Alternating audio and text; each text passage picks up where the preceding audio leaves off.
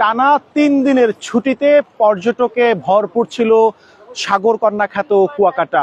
আমি ঠিক এই মুহূর্তে রয়েছি কুয়াকাটার জিরো পয়েন্টের ঠিক পূর্ব দিকে 1 কিলোমিটার এবং পশ্চিমে 1 কিলোমিটার। চোখ যত দূর যায় তত দূর পর্যন্তই পর্যটকদের উপস্থিতি।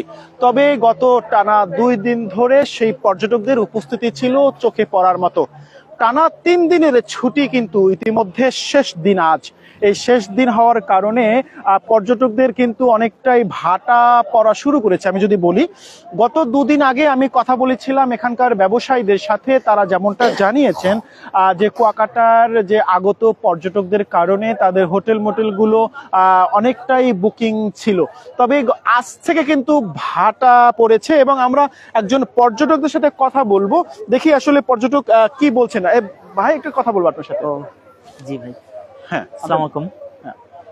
আপনার কুয়াকাটায় কেন আসছেন এবং কি কি দেখেছেন? ভাই, কুয়াকাটায় 2006 সালে একবার এসেছিলাম, যখন ক্যাম্পাসে ছিলাম অনার্স লাইফে। আমি যেহেতু এম কলেজের স্টুডেন্ট, আর এবার আসলাম 2025 সাল। তো আমি গঙ্গামতি, তারপর হচ্ছে বৌদ্ধবিহার, রাখাইনপল্লী, আমি ওখানে মোটরসাইকেল নিয়ে গিয়েছিলাম। তো আমার একটা জিনিস খুব কষ্ট লাগছে ভাই, এখানকার রাস্তাগুলো এত বাজে অবস্থা যে রাস্তাগুলো সংস্কার করা উচিত ভাই, কারণ যেতে খুবই কষ্ট হয়েছে এটাই আর কি। এবং ভালো পরিবেশ পরিস্থিতি সেই আগের জায়গা থেকে অনেক পরিবর্তন। পর্যটক যেমনটা জানিয়েছিলেন যে কুয়াকাটা সমুদ্র সৈকতের যে আশেপাশের যে যোগাযোগের মাধ্যম সেগুলো একটু তারা উন্নত চেয়েছেন, যাতে যোগাযোগের মাধ্যমটা ভালো হয়। তবে গত কয়েকদিন ধরে পর্যটকদের আনাগোনায় ব্যবসায়ীরা আসলে ব্যবসায় গতি ফিরেছিল এবং এখানকার যে সকল পর্যটকরা কুয়াকাটা বেড়াতে আসছেন, কুয়াকাটার 0 পয়েন্ট ছাড়াও কুয়াকাটার সুটকি পল্লী, গঙ্গামতি, কুয়াকাটার রাখাইনপল্লী সহ বিভিন্ন দর্শনীয় স্পটে কিন্তু পর্যটকদের আনাগোনা ছিল চোখে পড়ার মতো।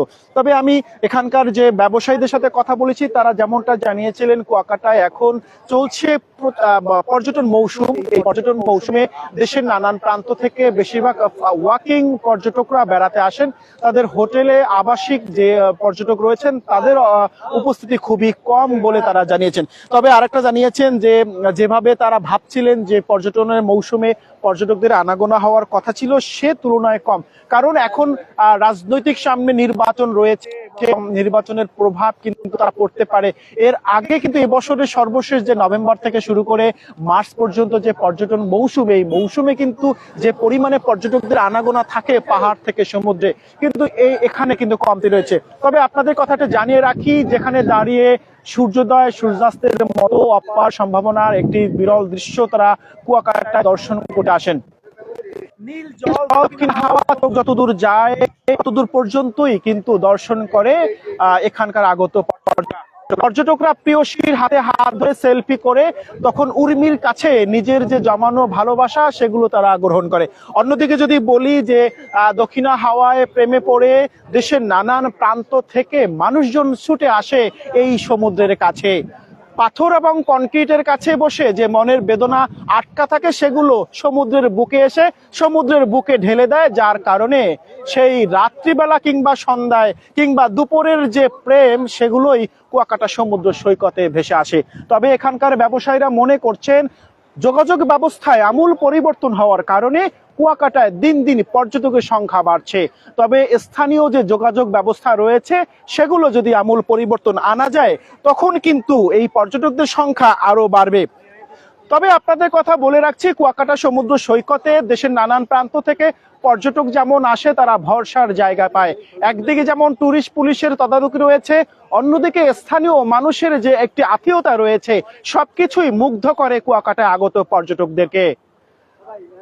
দীর্ঘ টানা 3 দিনের ছুটিতে কুয়াকাটার সৌন্দর্য উপলক্ষ করে আজকে শুধু ফেরার পালা নিলে আগামীকালকে অফিস আদালত খুলছে এবং বিশেষ করে শিক্ষা প্রতিষ্ঠানও 2 দিন পরে খোলা শুরু করবে, যার কারণে কুয়াকাটা সমুদ্র সৈকতের কাছে এসে প্রেমের আবহাওয়া নিয়ে আবারও পরবর্তীতে ছুটে আসার অপেক্ষার প্রহর গুনছেন। এ ছিল সর্বশেষ কুয়াকাটা সমুদ্র থেকে